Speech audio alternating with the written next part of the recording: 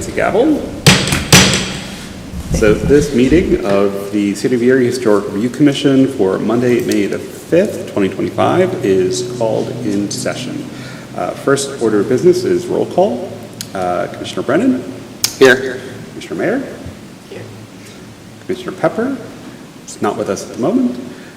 Commissioner Tenenbaum? Here. And Commissioner Falcone, myself, is here. Do we have Director Spry? Here. And I think Assistant Planner? No. What's Jason's formal title?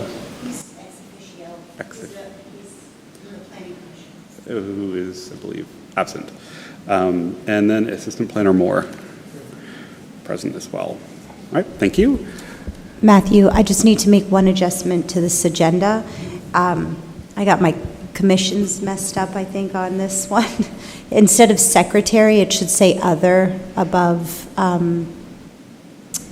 Cooper's name. Cooper is not the secretary. Indeed. Of this commission. Thank you. We'll note the correction.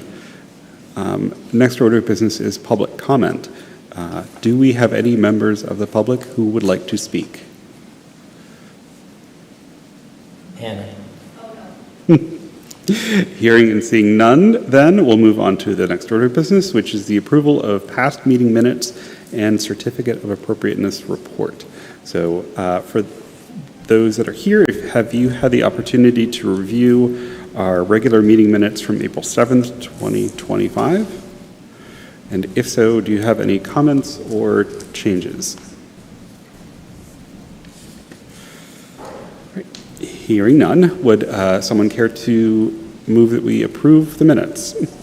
I'll make a motion to approve the meeting minutes from our last meeting on April 7th. Thank you, Commissioner Brennan. Is there a second? Here. I'll second it. Thank you. Second from Commissioner Tenenbaum. All in favor? I'll do a voice vote. Say aye. Aye. Aye. Aye. Motion carries. Next is certificate of appropriateness report. We have no COAs to report. And lastly, then, public correspondence. I asked our staff, have we had any correspondence from the public that needs to be read into the record? Not at this moment. Okay. Then moving on to old business, zoning ordinance amendments for Article 7. I turn then to Director Spry, who I know has been orchestrating moving this through the system. Could you speak to where we are at? Sure. Last week we submitted, or I think it's been 1 week, right? About a week, we submitted the draft ordinance to the solicitor's office. So it is complete at the moment, and it's in review with Jason Check.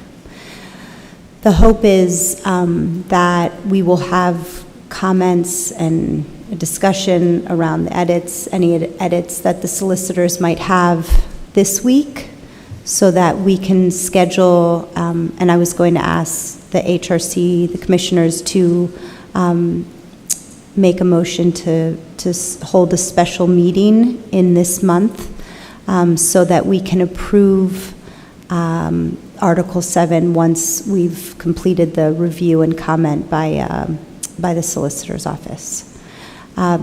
We are the schedule that we would like to hopefully attain is that we would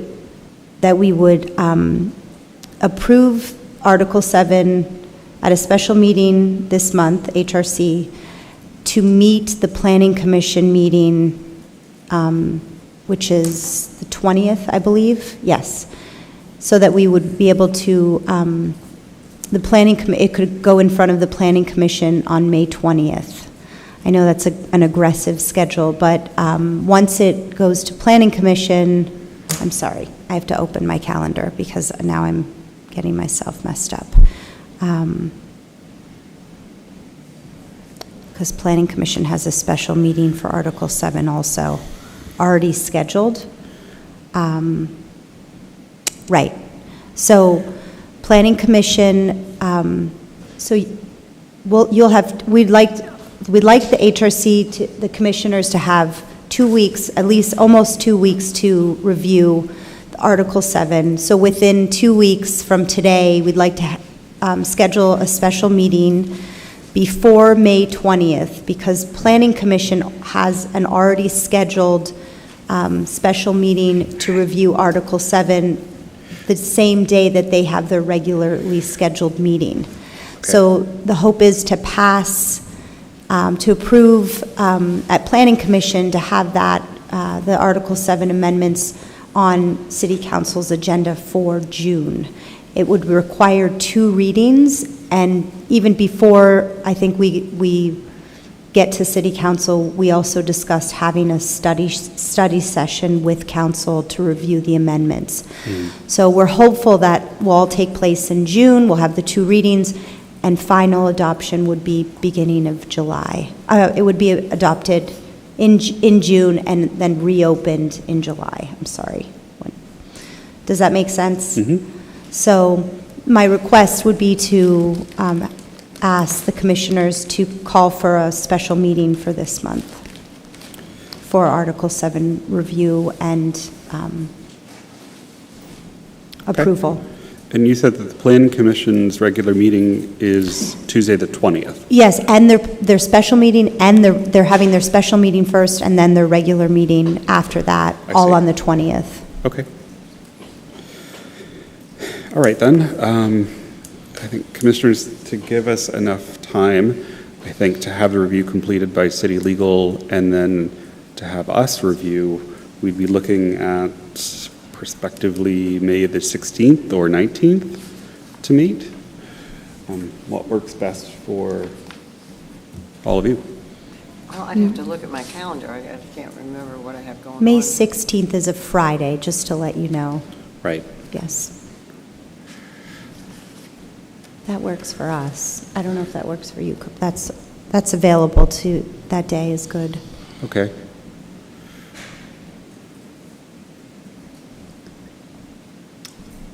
I think I'm out of town on the 16th. When are we talking about, the 20th then? The 20th is the date of the Planning Commission meeting. There's already So a we'd meeting need on to the meet 20th. before. Yeah, that. we need to have it before. There's then. already a Either meeting on the that 20th? Mondays Could and we then- do Send it an like invitation for earlier, the 20th. like next week or something?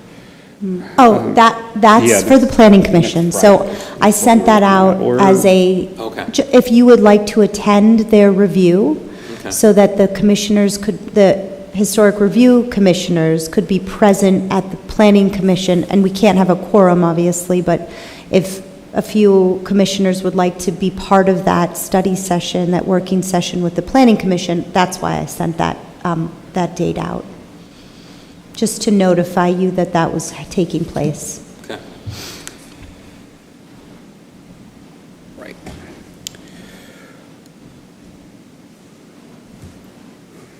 Commissioner Pepper said that the Friday will likely not work for you, Friday the 16th. Right. Other commissioners? What time on the 16th? I don't know, lunch? Or around then? prior to lunch might be a little bit better, if Is it- possible. Is it a Teams meeting or? Well, it depends. We could have it a hybrid like we usually do. Mm-hmm. We could have those that want to meet in person up in the planning department conference room, and then we can offer a virtual option as well. You said a bit before, like 11 o'clock then? You said before lunch? That or- would be good. On the 16th. Yeah, that would be good. If you, Yeah, I'm out of town that day, but that's okay. I mean, I can go to the thing on the 20th. and you could also provide comments and edits prior to that, Okay. session, and then we can discuss that. Sure. And if we have questions, we could reach back out. Melinda, is that good for you? I actually don't have my planner with me, so just go forth and schedule. You Okay. sure? So the 16th is a meeting between who and who? You just confirm that? So the 16th would be a special meeting that you'll call today Nightmare. to have, to review the comments that the solicitors may have Got it. And on, it's going to be what time? and 11 o'clock. 11. Yes, and I'll send out a calendar. I could, Melinda, if you wish, I can send out a calendar hold, and then if there's another date No? You want us to go forward? Go Okay. forth and schedule. And you'll have the Article 7, you'll have it prior to that, so that if you have comments for the other commissioners, you can provide. Okay. And what time is the May 20th meeting? The May 20th meeting's at 11:30. Okay, so we need to be here at 11:30, right? That's only if you wish, so the May 16th meeting is just for Historic Review Commissioners, to review the comments that the solicitors may have on Article 7. The May 20th meeting is for the Planning Commission to review Article 7, but I invited the HRC to attend since it's your document, and if you would like to Okay. provide comment, if you can make the May 20th, it would be great. If you can't, it's okay too. And is the meeting here? The meeting is here, In this yes. room? Okay. No, I'm sorry. It's the meeting, both of those meetings are upstairs in our, where Heather's office used to Okay. be, in the planning department. It's room 407, but I'll make sure to put that on the calendar invite. Okay. What's your cell number? May 16th at 11 a.m. for HRC for Article 7. Yes. Okay. Would one of the commissioners care to move that we hold a special session on May the 16th at 11 a.m. for the exclusive purpose of reviewing the Article 7 revisions?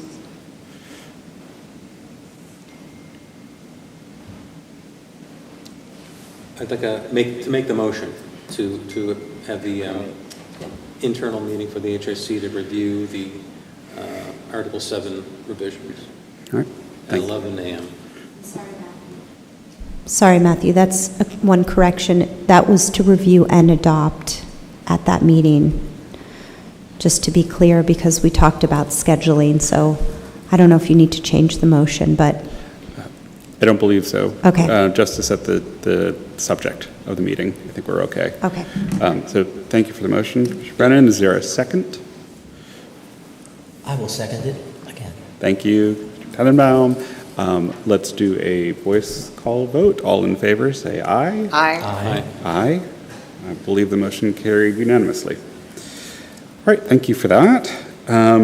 Moving on then, I believe that we have a guest with us to talk about the next order of business, which is the Citywide Historic Resource Survey update. And I believe we have Grant Johnson joining us from EDR.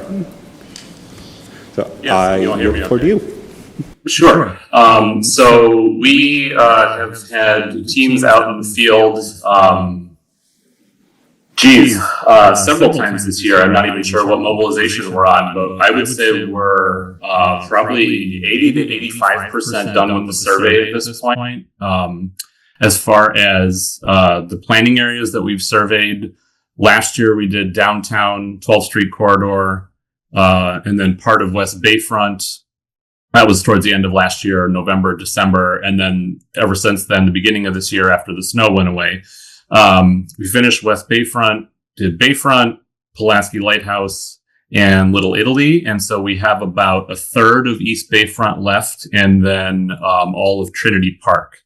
So we're hoping to take care of those in one more mobilization, hopefully next week. So that'll take care of the fieldwork portion of things. And then the next stage after that will be completing the data entry into, with all the additional information that we don't need to collect in the field, but need to enter into the PA Share Surveyor Manager application, and then completing the 2 survey reports for Phase 2A and Phase 2B. And just to refresh, Phase 2A includes Bayfront, downtown Pulaski Lighthouse, and West Bayfront, and Phase 2B is 12th Street corridor, East Bayfront, Trinity Park, and Little Italy.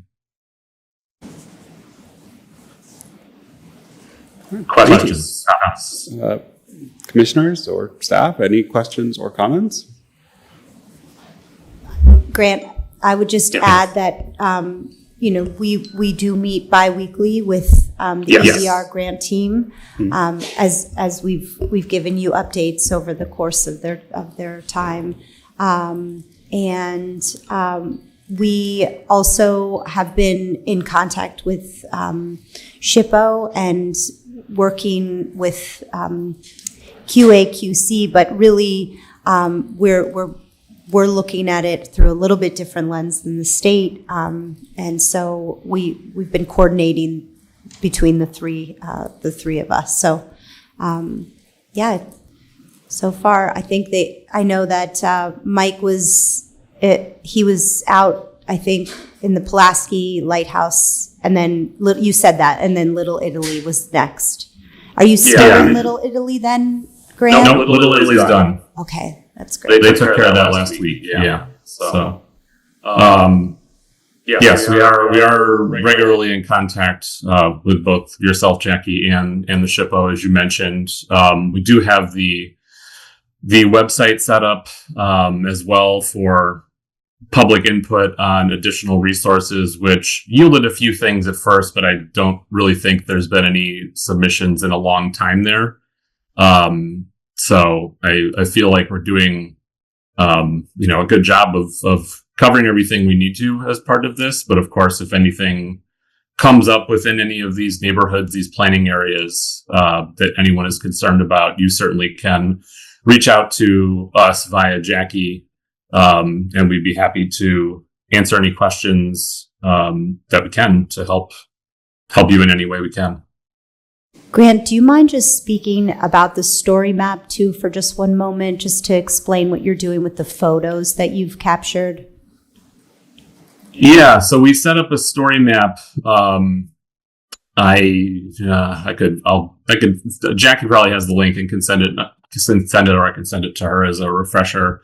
But it's basically a way of, I referenced that before with the website, of collecting information from the public of resources that just may not be captured by previous surveys, sort of typical historic resources inventories. We actually do this for virtually every survey that we do, historic resources survey that we do, just because there's often things that just slip between the cracks, or when a previous survey happened, something wasn't necessarily historic, i.e. it wasn't 50 years of age, or it was just missed, or, some other factor led to it being excluded. So that's kind of been the motivating factor for collecting information through the story map as sort of a public outreach way of gathering information, supplemental photos that might not be available through the typical repositories, either in person or online. So, is that a good summary, Jackie? Yes. And I think we had a press conference last week for Historic Preservation Month where we talked about the story map again, and hopefully with some of our other projects, we can continue to drive our community to that page to tell those stories. So, and I think, did you mention that you're using some of the photos that we don't have, some of the entries that didn't have a photo, you're now, with your field team being out there, you're using the photos that you've captured to insert into the story map for those entries that did not have a photo associated with it. So that's correct. Yeah, helping create a complete or more complete, just kind of redundant, record of historic resources within Erie. Because oftentimes, right, there are resources that were surveyed where there's no photo or it was out of date. So it's all part of just again, creating an up-to-date record as of 2025 of all of these resources within these planning areas. thank you. Thank you. Commissioners, any other questions? All right. Grant, thank you for joining. No, sorry. Go. I was just going to ask if you found anything that that your team was surprised about or just was really unique to this community. Can you share with us an interesting finding or findings? Yeah, actually, in West Bayfront, we identified a couple of potential historic districts. One is sort of I don't want to say typical, but like sort of early 20th century residential development, like really good integrity, constructed as single family homes. I don't know that they all are now, but then there's one, I would have to look at a map. It was, I'm sorry, I should have been prepared for this question. Talking Give about me 1 second. the, Go ahead, the Jake. first one that, because Michael also talked about this with us. The first one is on Cranberry, between Cranberry and Strong Vincent, those homes. And then I think the other one was Landmark Square, if I'm not, Oh, of course. yeah, and I might be wrong. I think that was the other one Mike had said that could be a potential district, which makes sense. Yeah, I'm trying to find it on a map now. It was, it's, let's see. Oh yeah, Cranberry Street is the one of the sort of early 20th century, a lot of brick buildings. Like it's very clearly like a planned development with a lot of similar plans, like house, building plans that were used throughout this. How many blocks is it? Let's see here. Yeah, it's like four blocks, like almost like a perfect square between 6th and 8th, and then Washington Place, Japan Street, and Cranberry Street. So we're looking into that more. And then, Landmark Square was the other one. So those are both in West Bayfront that kind of jumped out to us initially in the field as like, oh, these are most certainly just based on evaluation in the field. Like they felt like potential historic districts. And of course, there's been lots of great individual resources throughout the different planning areas that we've surveyed, but those are definitely the two that come to mind first, I would say. I always thought Downing Court would make a nice district. It's a very unusual street, and it has brick buildings on both sides. It's unique in the city, and it would be kind of a cute. And I think they even own the street. I think there's something unique about that. But Downing Court between 8th and 9th off Poplar is kind of unusual. Between 8th and 9th, it's a 1-block dead-end street that has brick buildings on both sides. And again, I think they own the street. There's something very unusual about that district, that thing, but it would make a cute little district, Yeah. a little pocket. Jackie, I can probably send you some information because at one point our West Bayfront had reached out wanting information on Downing Court, and I had done some research. So if that is something that you'd like more information on, I'd be happy to send that to you. Oh, for sure. Oh yeah. I'm glad you brought that up. Yeah, this rings a bell. Yeah, this was definitely something that we noted as well. So yes, Downing Court, that is on the radar. But yes, any supplemental information that can be provided that would limit like any redundant work that we might be doing would be good. Certainly, we'd love to receive that. But also, half of the fun of this is researching the stuff ourselves. So either way is fine. But yeah, this is a good collection of buildings. I agree. Even the houses on 9th Street there are beautiful. That a cut to that. There's like 3 or 4 in a row that are really stunning. Yeah. All right. Well, Grant, thank you for joining us. I think I'll look forward to this process being completed and the good weather that I'm sure will help speed things along. So we're hopeful as well. Yes. All right. Then moving on to our next agenda item, May, which is Preservation Month and updates on that. I can take part of it, if you don't mind, and give everyone a brief on last week, and then I'll turn things over to Assistant Planner Moore and back brief us on a little of the events to come. So we did have a press conference. The mayor had a press conference. We were invited to join last week. Went pretty well. I know that I think for those of you that have been following along in the news, there was kind of two different preservation stories at the same time, which is happenstance, but worked out very well. The repairs that are going on to the old customs house, I know, made the news, and then the next day was a press conference. So we talked a little bit about the successes over the past year that we had talked about, and kind of what the year will look like moving ahead as well. And we were kind of gracious enough to be interviewed, I think, by the media too, about what the program is, how it's been functioning, and kind of what to look forward to in the year ahead. So all in all, good success. I know that we're teeing things up for the end of the month, though, and I'll turn things over to Cooper to talk us through. Thanks. Yes, we're hosting a Historic Preservation Month celebration event at the Erie Art Museum. We've locked down the date and time as May 29th from 5 to 7 p.m. The 29th, did you say? Yes. Thursday, May 29th. It's on the mayor's calendar, so the mayor will be in attendance to share some thoughts on the successes of our historic preservation program and the importance of the work. We've prepared letters for each of the 5 designated properties already, signed by the mayor and Matthew as chair of the HRC, that we'll present to the designees, congratulating them on their designation at that event.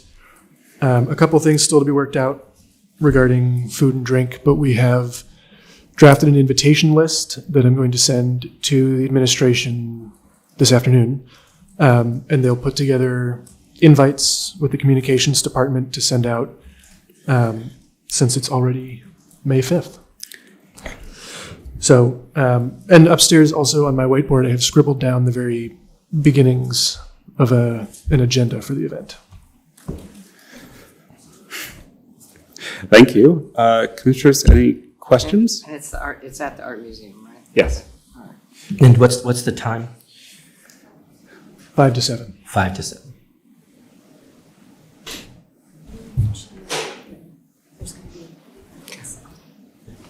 Yes. Yeah. There will be an evite sent out through the communications department once they vetted the invitation list that we've come up with. Okay. Thank you for your hard work on this. I know it's a lot to orchestrate and falls a little bit outside of, I think, all of our planning purviews. Event planning is, Anyway, thank you very much for that. Then moving on to our next item, I would turn to Director Spry. If you could provide us an update on the Historic Preservation Planner hiring process. Yes, so we actually made an offer to someone, and they declined, unfortunately. So we reopened the. Mr. Gosh. Well, they were coming from outside this area, and they were quite a seasoned professional, and it just didn't work out. So so we reopened the application process, and we've already received a few applications, and there's some interest there. In fact, right before this meeting, I had requested for HR to set up some additional meetings. So fingers crossed, this will all work out this time. So Thank you for that, and thank you for being so on top of everything. I know a lot of what we had agreed upon when we had our strategic planning session for the year is going to be dependent on taking a lot of both of your shoulders for all of this. So thank you. Finally, then, I would actually ask you again to provide us an update on the Certified Local Government Project and our training grants. right. So I think I might have mentioned in a previous meeting that is it Karen, right? Karen Arnold? Right. Karen Arnold had called me and said that she had some additional funding from FY 2023, I believe it was, that had not been spent. And so she asked me to quickly submit an application for CLG training. I did that. I believe it was in the amount of about, I think it's 5,000 possible. I think it was 5,000. And it was a very general application. I didn't have to go into the specifics of what exactly we wanted to be trained on for the commissioners to have training in. I have not heard back from her about that. She told me once that it went through the approval process, she would then reach out and we could then choose what kind of training we wanted. That being said, we can also apply for this year's CLG funding for training. And I know we've discussed having training on the design guidelines. That was one topic. So that's still kind of in the hopper. But there are other things that we could potentially have virtual trainings or an in-person that we can still do. So those are rolling applications. I'm happy to submit that for this year's CLG if you think that we should go ahead, or if you want to wait until Karen Arnold reaches back out to me. You are required to have 4 hours of training for the year per the CLG designation. So it's up to you. If you'd like, we can go ahead and apply for another CLG training grant. I mean, that can be used not just for training, but for conferences. I know the historic preservation planner could potentially use that once we have someone in place. I think it's a good idea to apply for it. I'm not sure if they were. And Melinda, I think we talked about this. Was it open already? I know it was rolling, but there was some, they weren't sure if the money had come through yet. They were still waiting. I'm not entirely sure. Okay. And that might have not been for the CLG mini grants or mini scholarships. I think that might have been for the other CLG project grants. Okay. So. I know there are a couple different categories, training being its own. I remember we had our training, I think, early fall, like September. So it seems like if we have an opportunity, I think we should probably put in another application. Okay. Because by the time the application is awarded and we're able to agree on exactly what sessions to sign up for, you'll be at the year's end before we know it. I wonder also if there's an opportunity to invite perhaps some of the other commissions, like the members of Planning Commission, to participate. Those who have a connection back to the historic preservation process. Maybe even some folks from zoning or from DBW even. I don't know, but I'm thinking kind of if there's an opportunity to cast a wider net as a bit of an introductory to historic preservation for others. Our first training actually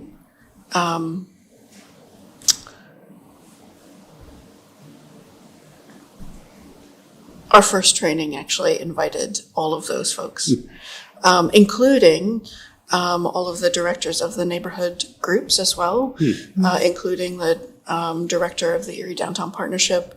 And actually, Emily did attend. I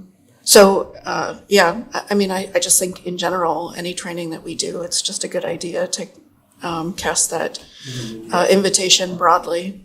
It was also a Saturday morning, wasn't it? And so some folks may not have opted to commit their Saturday mornings to training. I do think that with the reopening of the designations, it may be a good idea to blanket across, to have those understand what the process entails, what it's about. I can see where that may fit into one of the categories for the training, but I think that's a good idea. We could reach out to the new executive director of the downtown for the growth partnership. Erie Neighborhood. Chamber of Commerce, I don't know if they call it anymore, the growth, something with partnership. But he's new, and I don't think he's from Erie. I don't know him. Brandon I've from seen- Pittsburgh. From Pittsburgh, but it'd be nice to reach out to him and include him in that so we can have a chance to meet people. Okay. Seems like a nice guy. Okay. I don't know who else would be on that list. Well, that's a good start. I mean, the planning commission, because they're directly involved, possibly city council members, administration. Concept here. You might want to do something to the Chris board. Just as a thought, and this is probably off topic, it might be better in new business, would be that the CRIS has a brand new map of CRIS zone. These are non-contiguous, 130 acres of non-contiguous pieces of real estate. It's very much already delineated. I am positive that in some cases there will be overlap between the historic districts that we're creating and the CRIS districts that they're creating.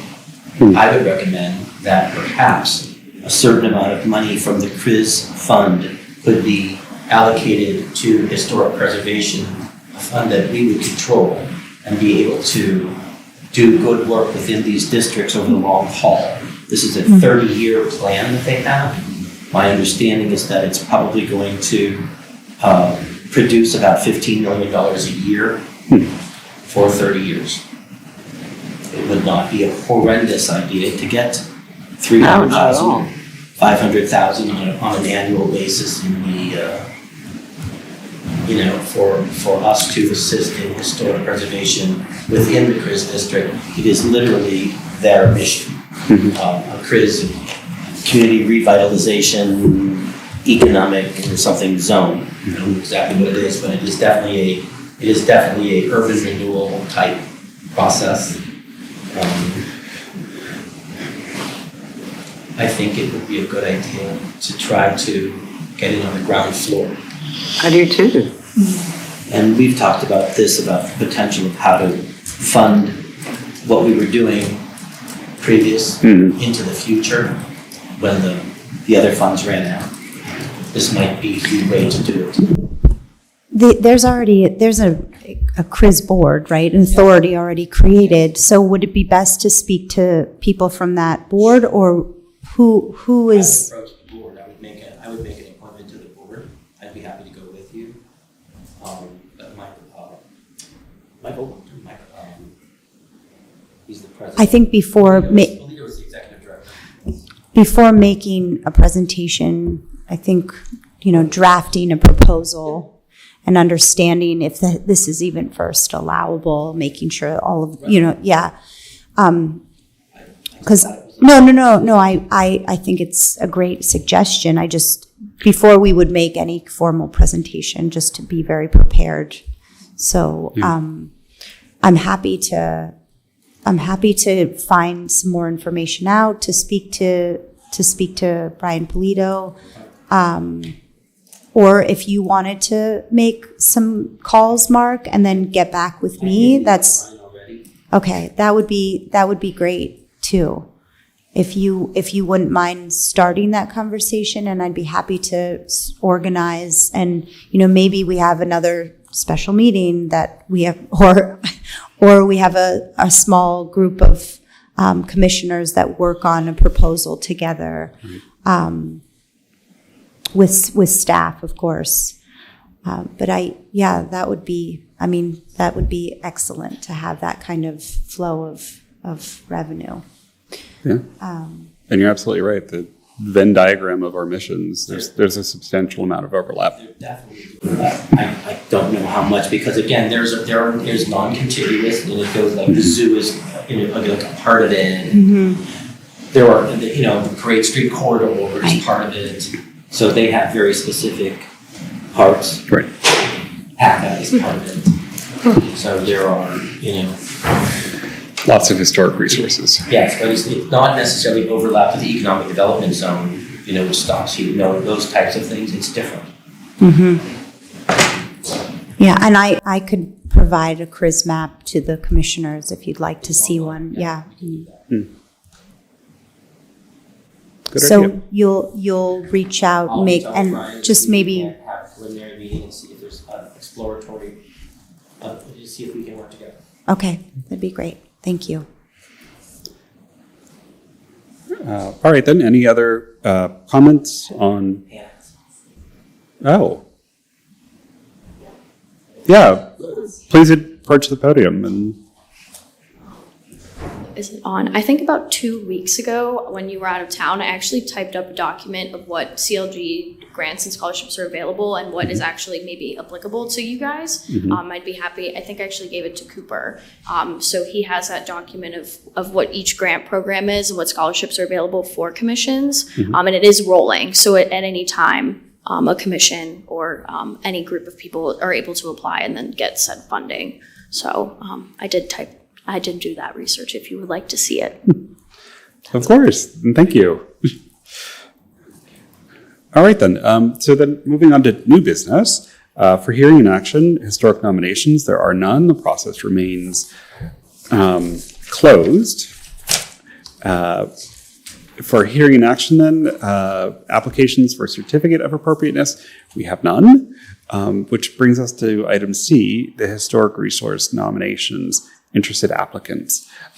So despite the process being closed, we have had several folks that have reached out, or several organizations that have reached out that are interested in learning more about the nominations process, what it entails, what kind of responsibilities go into place with it. I know that Director Spry has been organizing kind of a response for these. I've participated in some discussions with community groups. Director, I don't know how much you'd care to kind of open the floor up to what those conversations have been. I'm happy to yield to your desire for sharing information. Yeah, I mean, I think it's okay to share the interests there. I mean, I'm all right with that if you feel that it's appropriate. I mean, one was the Erie Cemetery. I think Yes. that one was they're very interested in, and Matthew met with, sorry, I forgot her name at the moment, but met with someone from the Erie Cemetery. They're very interested in local designation and National Registry of Historic Places. So, that was of interest. And the folks at, I believe it's First United Methodist, also reached out with an inquiry about learning more about the process, showing off the building and talking through kind of their own plans. So it's been wonderful because despite this process being closed, it's very apparent that there's still interest and that there's discussion within the community as well. So it's, I viewed this as being really reassuring that even though we've spent quite a while going through the revisions to Article 7, that the interest in the community remains strong in historic preservation and locally landmarking as well. It seems that when we open the process back up, it's very likely we'll have some applicants and that we'll be able to continue to promote the program and the nomination process. We're also trying to have Mayor Schember designate something champion something for this month, for Historic Preservation Month. We're still working on that with the administration, but we're hoping that he'll be able to nominate something, a city property, for when the nominations open up again. So to be determined. Thank you for having those conversations. The city speaks with many voices, right? So I look forward to hearing a bit more about that in the future. Now, are we still able to grant historic mini districts or whatever that we were trying to do, having our own historic register? Not until we reopen the process. Okay. So I think that with the Article 7 revisions, we had identified some concerns. And we want to make sure that everything is very much So- legally possible and straightforward. So after this next meeting, when do you think we will have that all behind us? That's a good question. Ultimately, it's going to rest with City Council. So once we have our meeting next week and then review and potentially approve the changes to Article 7, it'll then go to the Planning Commission. They'll have their own review. And then it goes to City Council, I believe, in June, right? And so after City Council then hopefully adopts the recommended changes to the language of the Okay, ordinance. and then we would be able to open that all up again. Yes, it would come Okay, back to great. us to lift the moratorium that we placed on the process.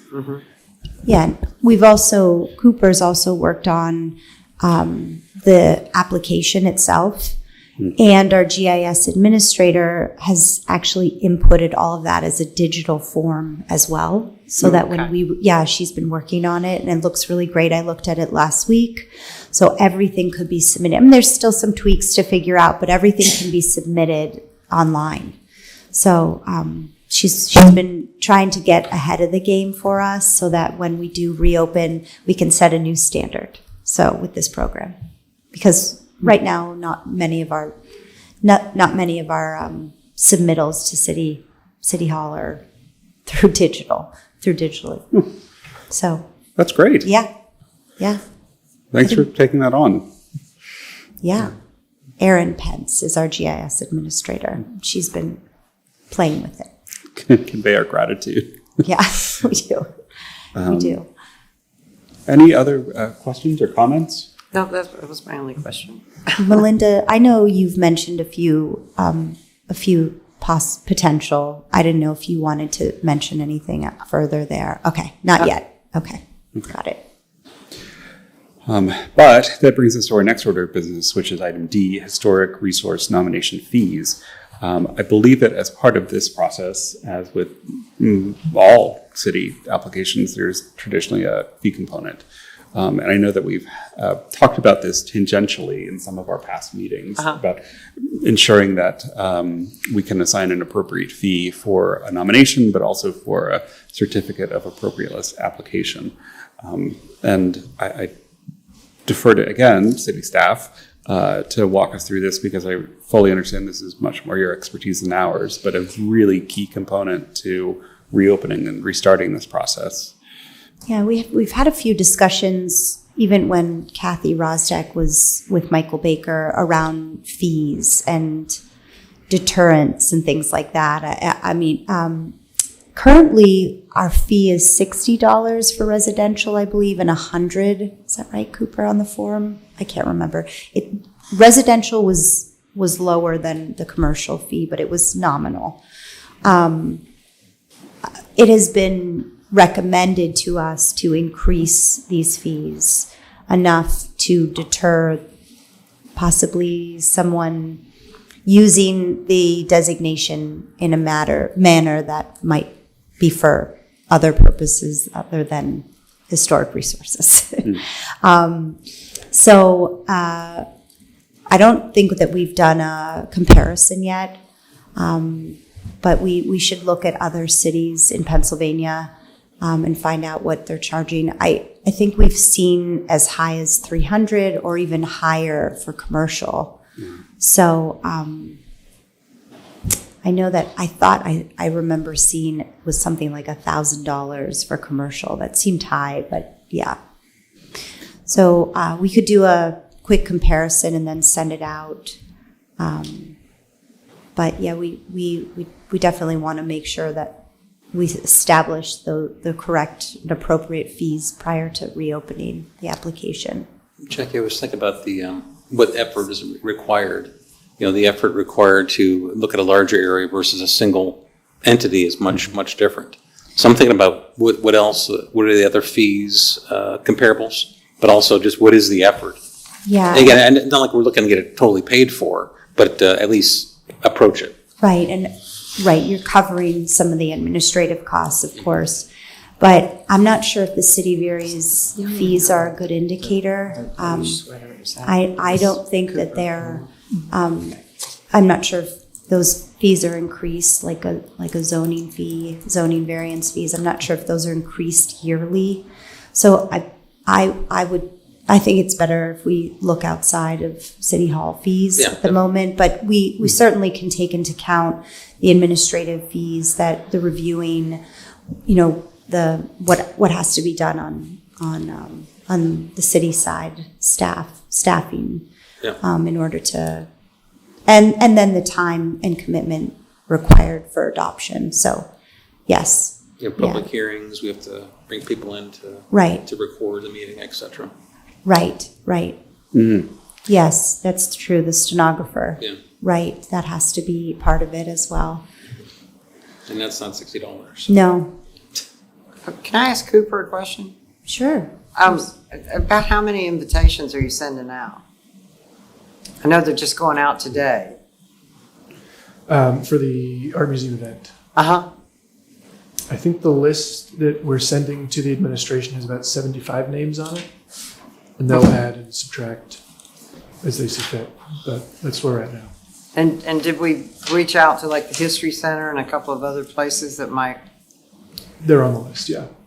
But I mean, did we ask them to inform their list, their membership? We've not done that. Okay. Craig, we also submitted it. I'm not sure if you received the email, but we asked the HRC to vet through the list. We asked the commissioners to look through the list that we started. Uh-huh. And if there was anyone else to add to that list, we waited for about a week and a half, 2 weeks, and then we received responses, and then that list was then submitted to the administration to include whomever they felt would be appropriate. This event, while it is open to the public, the invitations were going out to primarily those individuals and organizations that have been involved from the very beginning of the creation and development of the historic preservation program at City of Erie. So we tried to keep a little bit of a scope and a focus because we wanted to make sure that it was, we were able to reach those that have been with us from the beginning. So, no, I was curious because I didn't know if you wanted to have, 40 people there or and I didn't know if you wanted 200. Yes. I really didn't know the scope of the size of the event. Yeah, we determined that early on that, while at some point down the road, I think it would be great to have this be a very much larger event and to be able to include the Hagen History Center members but at this moment, it's really honoring and recognizing those that have helped this program progress or that have applied for the grants or have really just been influential in making this program a success. And so that we tried to keep that focus so that we could do it, in a 1 month. That being said, down the road, I could see this growing into a much larger event, and certainly as we have more designations and more entities involved. But it's a good start. I look forward to it. To transition us back to fees, though, I guess one of the questions I had was about our jurisdiction. I don't know what role the commission would play in establishing fees, or if there's precedent with the other commissions, for planning applications or zoning even, how that process works within the city at large. I know typically a lot of this is set by kind of staff and considering kind of the internal machinations of all the logistics that go into an application. So is this something that you envision kind of presenting to us for consideration and discussion, or would you need us to ratify kind of what the fees would be? How do you kind of envision moving forward? I have not done that process. I have not been involved in in the process of setting a fee yet. Okay. So it will be a learning curve for me, but I don't necessarily think that I need the commissioners to sort of advise. I mean, I'd like you to be informed, but I need to understand how those fees are set and then make a case for why they need to be what they're at. So yeah, I think that would be fine. I'm happy to still send out a comparison just so that you're informed of like, well, this is what they're doing in Lancaster or Reading or Pittsburgh for that matter of what the fees are. I know I've seen sort of one fee schedule where it breaks it down into different different uses, and then the fees are associated that way. But yes, I don't necessarily need. I need to find that out first on my own. Thank Understood. you for asking that. No, that's quite all right. Yeah. It just wanted to set expectations as we move into the next meeting. You know, Where do the fees go? As far as I understand, yes. So any fee, like a zoning variance fee, if you're applying, which is $500, that's a fee of $500 if you're applying for a variance. That's been like that for quite some time. And that's also non-refundable in case they turn down for a variance. Correct. Well, I mean, that we'd have to determine that, but yes. So that goes into the general fund. It does not go back to the department or back to right. But I don't know if there are other, structures that we can look at to propose. I'd be happy to do that if I could. I believe Commissioner Mayer has a point. Oh, yeah, I was going to ask too. We have the certificate of appropriateness, which also has a fee attached to it. So I know this is specifically asking about the nomination fees, but there is the certificate of appropriateness as well. And so I just want to make sure all of those fees are considered, right? Versus just one. And to go to some of the programs that have the larger nomination fees, like the 1,000 for commercial properties, I am in no way, shape, or form asking you to call anyone. I'm just posing the question whether or not those higher fees are from programs that are well established, because I think in addition to the city's actual costs of processing these forms, in addition to that being a consideration, I would also ask that we consider the newness of this program and the fact that, we are kind of in the infancy stages, and even if a lower than normal fee is set, perhaps we could set it with the knowledge that in 2 years we will reconsider based on the establishment of the program.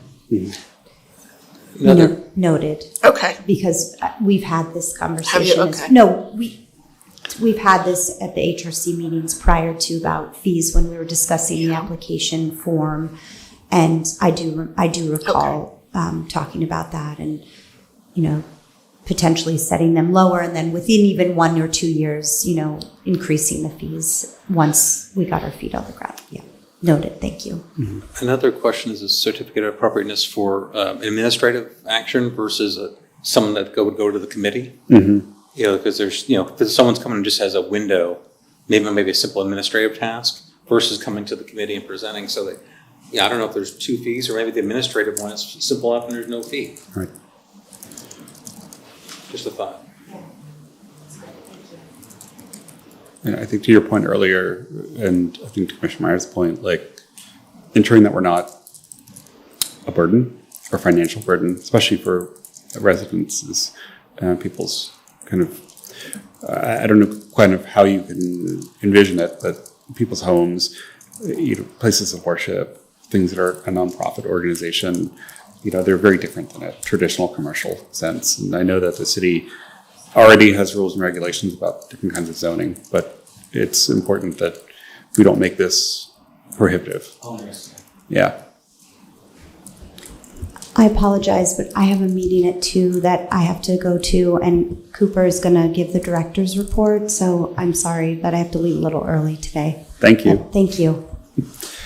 With that, then, I turn to Acting Director Cooper. If you wouldn't mind providing us the director's report. Sure. Department is very busy. We are administering this grant through DCNR for tree plantings. We need to finish out before it closes at the end of this year. We've just reworked the budget and added some partners and begun to reimburse partners for what's already done.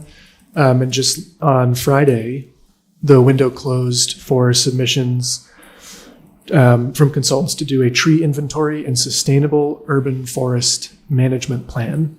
And we received 4 proposals for that. So we have to look through those and choose a consultant to get that work underway. The Environmental Advisory Committee Council has formed 2 sub-councils to investigate a potential dark skies and outdoor lighting ordinance and an ordinance to ban single-use plastics in the city, specifically at first plastic bags. We are reviewing the draft safety action plan that's come out of our Safe Streets for All program. The consultant sent us a draft implementation plan for that program, so we're looking through and providing comments. And the next step for that, I think, would be adoption by City Council as well. But I know we're already running over, so I think. Cooper, what was that? I'm so sorry. What was the last one that you're soliciting public comment for? The draft safety action plan for our Safe Streets for All Draft program. safety action plan. There's a lot. We're busy. That's a lot. All the more reason to thank you for everything that you're doing for this commission. All right, any other comments or questions from the commissioners? Nope. Hearing none, would anyone care to make a motion to adjourn? I'll make a motion to adjourn. Is there a second? I will second. Thank you. Voice call vote. All in favor, say aye. Aye. Aye. And we are adjourned.